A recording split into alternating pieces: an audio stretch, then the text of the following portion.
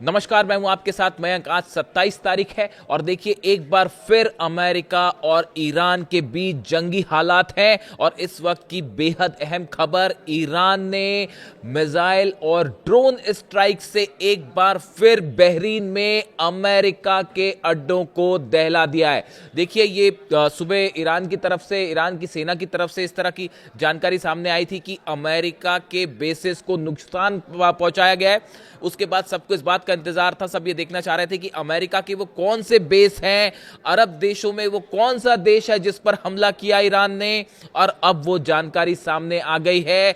Bahrain में drone strikes की खबरें हैं, मिसाइल स्ट्राइक्स की खबरें हैं और ये निशाना एक बार फिर अमेरिका के बेसिस को बनाया गया है। देखिए बहरीन में 5th फ्लीट का ऑफिस है, हेडक्वार्टर है, जिसको कम से कम 10 बार अब तक ईरान निशाना बना चुका है। अगर हम ये सेकेंड जो जंग हुई अभी 40 दिन की पिछली सीज फायर के पहले अगर इसकी बात करें, 10 बार बहरीन के नेवल हेडक्वार्टर को, 5th फ्लीट के ऑफिस को निशाना बनाया गया है। और आज एक बार फिर ईरान ने अपने ड्रोन से शाहिद 136 ड्रोन और खैबर मिसाइल का भी इस्तेमाल किया गया है। और एक बार फिर बहरीन में अमेरिका का बेस धू धू कर जल रहा है। उसकी तस्वीरें भी बाहर आनी शुरू हो गई हैं और काला धुआं उठता हुआ दिखाई दे रहा है। देखिए अमेरिका ने ईरान के सिरिक आइलैंड पर हमला किया। ये जो हमले हुए ये मिसाइल सेंटर्स पर हुए, जहां पर मिसाइल लॉन्चर्स होते हैं उस पर हमले किए गए, ड्रोन्स जहां से लॉन्च किए जाते हैं उस पर हमले किए गए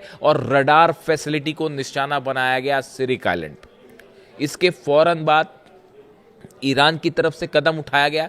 बताया जा रहा है कि अहमद वाहिदी साहब IRGC के जो चीफ हैं उन तक जैसे ही ये खबर पहुंचाई गई कि ये हमले हुए हैं, उन्होंने फौरन रिटेलिएशन के आदेश दिए और बिना देर गंवाए ईरान की नेवी की तरफ से हमले किए गए। अब ये बड़ी गौर करने वाली बात है, जो ईरान कह रहा है कि इस बार जो रिटेलिएशन किया है वो ईरान की नेवी ने किया है। और ईरान की नेवी ने क्या किया? ड्रोन्स फायर किए हैं, मिसाइल्स फायर किए हैं, जो कि बहरीन में अमेरिकी अड्डों पर गिर गई। उसके धुएं की तस्वीरें बाहर आ रही हैं, वो दिख रहा है, गिर गई फिर से मिसाइल, वो नहीं रोक पाए, ड्रोन्स भी नहीं रोक पाए और वो बहरीन में हिट किया है। और उससे तस्वीरें धीरे धीरे बाहर आने लग गई है। मुझ तक कुछ लोगों ने भेज भी दी है वो तस्वीर। कंफर्मेशन आएगा, दिखाएंगे आपको वो तस्वीर। अब हकीकत ये है कि एक बार फिर देखिए बहरीन में 5th फ्लीट का ऑफिस है, अमेरिका का सबसे बड़ा नेवल बेस बहरीन में, उसको बार बार हिट किया जा रहा है। बड़ी साधारण सी बात है, वहाँ पर पेट्रियट भी लगा होगा, थार्ड भी लगा होगा। बहरीन ने भी अपने कुछ डिफेंस सिस्टम जो कि अमेरिका से खरीदे हैं वो वहाँ लगाए होंगे। उन सबको एक बार फिर फेल करते हुए ईरान के मिसाइल भी गिर गई है और ड्रोन भी गिर गए। अब गौर करने वाली बात है, ये हमला किसने किया है? बताया जा रहा है ईरान की नेवी ने किया है। जो ट्रंप दावा कर रहे हैं कि ईरान की नेवी को हमने ख़त्म कर दिया है, ईरान की नेवी अब जो है हमला करने की क्षमता उसमें नहीं रही और ईरान का जो है हम पूरे जहाज़ों को ख़त्म कर चुके हैं, ऐसा वैसा जो तमाम दावे कर रहे हैं ट्रंप, आज उसी ईरान की नेवी ने दिखा दिया कि कैसे हमले हो सकते हैं और कैसे अमेरिका के बेसिस जलाए जा सकते हैं। और सब के सब अमेरिका का डिफेंस सिस्टम एक बार फिर जो है वो धरा का धरा रह गया। अब उसके बाद देखिए, अब अमेरिका ने हमले किए थे क्योंकि ईरान ने कल एक जहाज को निशाना बनाया। आप वहां बिना ईरान की परमिशन के जहाज निकाल रहे थे, ईरान की सेना ने मना किया, फिर भी जहाज निकालने की कोशिश हुई, ईरान ने ड्रोन स्ट्राइक्स करी। बदले में अमेरिका के फाइटर जेट्स ने हमले किए। अमेरिका के F-35 फाइटर जेट्स ने जो सिरिक आइलैंड पर हमले हुए, इसमें मिसाइल्स फायर की गई हैं। F-35 जेट्स का इस्तेमाल किया गया जो कि टेक ऑफ किए कई जगह से और हमला किया गया। उसका जो रिटेलिएशन था वो चंद मिनटों बाद ईरान ने दाग दिया है। अब देखिए हुआ क्या कि अमेरिका ने जो हमले किए, आप अमेरिका के जितने अखबार देखेंगे, न्यूज़पेपर्स देखेंगे, उसमें इस तरह की बातें आ रही है कि अमेरिका अभी और बड़ा हमला करेगा। ये चूंकि ड्रोन स्ट्राइक थी तो ये हमला थोड़ा सा अमेरिका ने हल्का हमला किया है। हकीकत ये है वो ईरान ने ज़्यादा बड़ा हमला कर दिया। अमेरिका ने तो अपनी तरफ से जो स्ट्राइक करी थी वो करी थी, लेकिन अमेरिका को एक बार फिर जो है गलत साबित करते हुए ईरान ने जल्द ही हमला कर दिया और बड़ी स्ट्राइक कर दी। और फिर सटीकता के साथ एक बार फिर अमेरिकन सोल्जर्स को जो है वो निशाना बनाया गया। उसमें कैजुअलिटी है, घायल है, वो अभी बाद में पता चलेगा, वो हमेशा बाद में ही पता चलता है। अभी खबरें तो ये भी चल रही हैं कि कैजुअलिटीज छुपाई जा रही है। अमेरिका में जितने सैनिक घायल हुए, कितना ज्यादा घायल हुए, कितने लोग मरे, इनको सबको छुपाने की एक बड़ी कोशिश चल रही है ताकि आने वाले चुनाव में डोनाल्ड ट्रंप ना हार जाएं। इसलिए अब हकीकत ये है, हिट कर दिया गया है। यूएई में लगातार जो है वो अलर्ट है, सऊदी खौफ में है, कुवैत खौफ में है कि कब कहाँ हमले हो जाएं। और हकीकत ये है आज की रात जो है वो बेहद भारी पड़ने वाली है पूरे मिडिल ईस्ट में। एक बार फिर डोनाल्ड ट्रंप की तरफ से बयान आया है कि आगे आगे देखिए क्या होता है, हम ईरान को नहीं छोड़ेंगे। इस तरह का बात जो है वो डोनाल्ड ट्रंप की तरफ से धमकियां फिर से आने लगी हैं। जेडी वेंस ने कहा है कि ईरान पछताएगा। अब देखिए ये डोनाल्ड ट्रंप क्या कह रहे हैं वो कहते रहे, उससे फर्क नहीं पड़ता।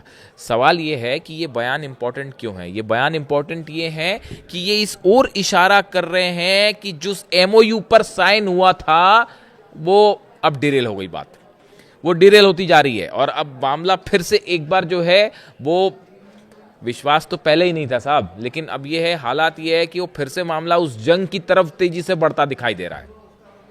कई सारे डेवलपमेंट्स ऐसे हैं जो इस ओर इशारा कर रहे हैं कि जिस डील और एमओयू की चर्चा है वो फेल होनी तय है। अब आप देखिए इसमें कुछ तरह की जो नए डेवलपमेंट्स हैं, एक तो तुर्की को लेकर बड़े खबरें हैं कि तुर्की की डिफेंस इंडस्ट्री जो है, देखिए नेटो की समिट होने जा रही है अगले महीने अंकारा में, राजधानी में तुर्की में, और वहां पर जो है नेटो चीफ का जो बयान आया है, जो उनके इशारे आए हैं, उसके मुताबिक अंकारा में नेटो समिट के दौरान एक बड़ा डिफेंस इंडस्ट्री डे होने जा रहा है जिसमें हथियारों की दुनिया भर की, खासकर नेटो देशों की कंपनीज आएंगी और कई कॉन्ट्रैक्ट्स होने वाले हैं, डिफेंस डील होने वाली है।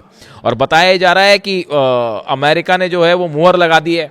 डोनाल्ड ट्रंप ने तुर्की को 6,600 करोड़ के जेट इंजन्स देने के लिए जो है वो स्वीकृति दे दी, उस पर मुहर लगा दी है। कान जो फाइटर जेट है तुर्की का, कान नाम है उसका, उसमें जो है जो जेट लगेगा उसकी रिक्वायरमेंट थी तुर्की के लिए, तो वो देने के लिए तैयार हो गया है अमेरिका, और 6,600 करोड़ की डील होने जा रही है। नेटो की वहाँ समिट हो रही है, उसके पहले आप देखिए ये जो करीबी जताने की कोशिश कर रहे हैं ट्रंप तुर्की के साथ, ये कई सारे मिडिल ईस्ट में पावर बड़ी तेजी के साथ चेंज हो रहा है। देखिए ये एक जो खबर थी, मैंने आपको सुबह ही, आज जो पहला वीडियो बनाया था सुबह हमले के बाद, उसमें मैंने आपको ये कहा था कि अमेरिका के जो बेस खाली करने वाली बात आ रही है, दरअसल अमेरिका वो बेसेस हटाना चाहता है जिस पर ईरान हमला कर रहा है। देखिए वो अभी दोपहर होते होते तक खबर कंफर्मेशन आ गया उसका।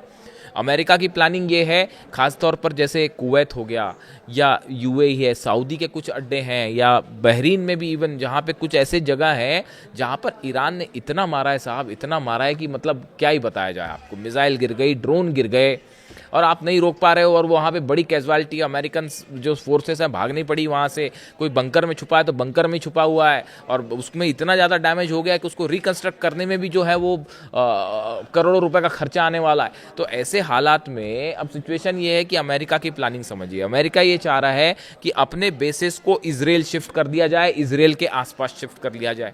उससे होगा ये कि अगर आप, एक तो हमले करने में आसानी होगी कि अगर इजराइल भी हमले कर रहा है, वहीं पे पास से ही अमेरिकन बेसिस से भी हमले हो रहे हैं।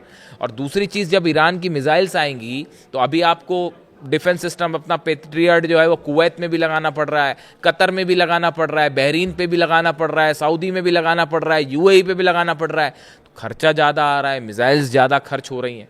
तो फिर प्लान क्या है साहब, इजराइल के पास लगाइए, ताकि जब ईरान हमला करे तो सिर्फ इजराइल को ही, मतलब एक ही आप डिफेंस सिस्टम से आप इजराइल को भी बचाने की कोशिश करेंगे और खुद को भी बचाने की कोशिश करेंगे, और हमला करना भी आसान रहेगा। रिफ्यूलिंग जेट सीधा इजराइल आएंगे, अलग अलग देशों में नहीं ले जाना पड़ेगा। अभी टेक ऑफ करने में बड़ी दिक्कत हुई, सऊदी से भी और कतर से भी, सब जगह प्लेन्स तो सब जगह थे अमेरिका के फाइटर जेट, लेकिन टेक ऑफ करना, वो ज़्यादा जगह हमले ज़्यादा कर पा रहा था ईरान, सब जगह जो है वो बेसिस को जला डाला। ईरान के सैटेलाइट्स मदद कर रहे हैं, रूस के सैटेलाइट्स मदद कर रहे हैं। तो ये ऑपरेशन बड़ा फैला हुआ था अमेरिका का, और इसलिए पिट गए।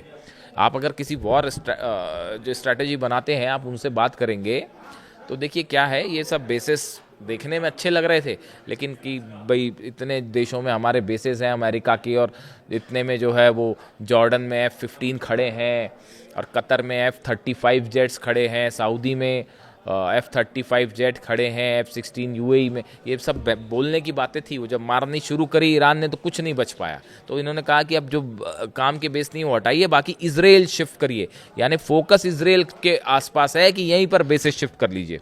तुर्की है के साथ जो संबंध तेजी से बढ़ रहे हैं, देखिए आप आइसोलेशन में नहीं देख सकते, मैं फिर कह रहा हूं आपको। रूस में बड़ी तेजी से हमले हो रहे हैं, रूस की ऑयल इंडस्ट्री को खत्म करने की कोशिश चल रही है, उसके तेल को रोकने की कोशिश चल रही है। तुर्की को अपने पक्ष में रखना चाह रहे हैं डोनाल्ड ट्रंप, संभवतः अरब, इस पे हम अलग से बात करेंगे। अरब देशों के भी अमेरिका से जो समीकरण थे वो तेजी से बदल रहे हैं। अब तुर्की जो है वो एक नया पावर सेंटर के रूप में उसको आगे बढ़ाना चाह रहे हैं ट्रंप। क्या उसमें उसके पीछे उनकी मंशा क्या है, ये कई इस पर अलग अलग राय है, इस पे हम एक अलग प्रॉपर वीडियो करेंगे। लेकिन देखिए अभी हालात ये है कि जितने अरब देश हैं सब के सब खौफ में है कि कहीं आज रात को जो है ईरान की तरफ से फिर बड़ा हमला तो होने नहीं जा रहा। और ये जो बयान आए हैं खास तौर पर डोनाल्ड ट्रंप के और जेडी वेंस के कि आगे आगे देखिए क्या होता है और ईरान को बख्शा नहीं जाएगा, क्या एक बार फिर बड़ी स्ट्राइक आज रात को देखने को मिल सकती है। कई तमाम डिफेंस एक्सपर्ट इस तरह की राय जाहिर कर रहे हैं कि एक बार फिर ईरान पर बड़ा हमला हो सकता है, स्ट्राइक्स हो सकती हैं और इस बार हमला तेहरान पर भी हो सकता है। यानी देखिए अभी तो इस सिर्क आइलैंड्स के आसपास की बात थी, लेकिन अब हमला टेरिटरी पर भी हो सकता है। इसके लिए ईरान की सेना पूरी तरह से तैयार है।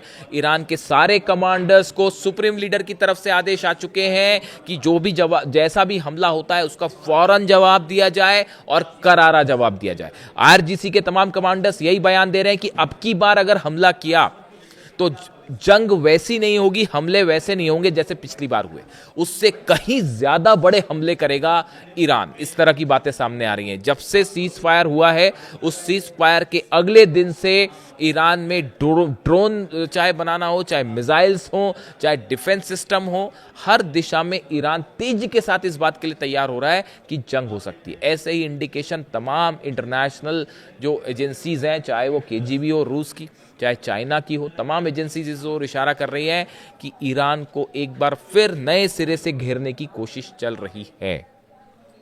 देखिए जब कोई एमओयू साइन होता है और मामला शांति की तरफ आगे बढ़ता है तो उसके इंडिकेशंस देखने को मिल जाते हैं। लेकिन यहाँ हालात ये हैं, अमेरिका अपने एयरप्लेन्स की, अपने सैनिकों की, रिफ्यूलिंग जेट्स की, रडार्स की रीपोजिशनिंग में लगा हुआ है कि एक नए तरीके से ईरान पर हमला किया जाए। तो उसके लिए बहुत ज़रूरी है। देखिए कभी भी जब जंग होती है तो उससे क्या होता है कि आपने अगर कोई मिसाइल फायर की तो जो दुश्मन देश होते हैं, बड़ी सारी एजेंसीज जो हैं वो इस बात का अंदाज़ा लगाती हैं ये किस बेस से फायर हुआ, कौन से टाइप की मिसाइल फायर हुई, वो कितने एल्टीट्यूड पर जो है ऊपर तक गई, कहाँ पर उसने हिट किया, क्या उसको रोक पाया, डिफेंस सिस्टम नहीं रोक पाया। चीन ने इस हमले के दौरान, चीन और रूस ने अमेरिका की जितनी मिसाइल्स फायर की गई, जिन लोकेशन से मिसाइल फायर की गई, जिन बेसिस से फायर की गई, एक एक चीज़ को डिकोड कर लिया है। यहाँ के तक कि F-35 जेट्स जो गिरने शुरू हो गए, उसकी बड़ी वजह ये थी उसका हमला करने का पैटर्न जो है वो ईरान भी अब अच्छे से समझ चुका है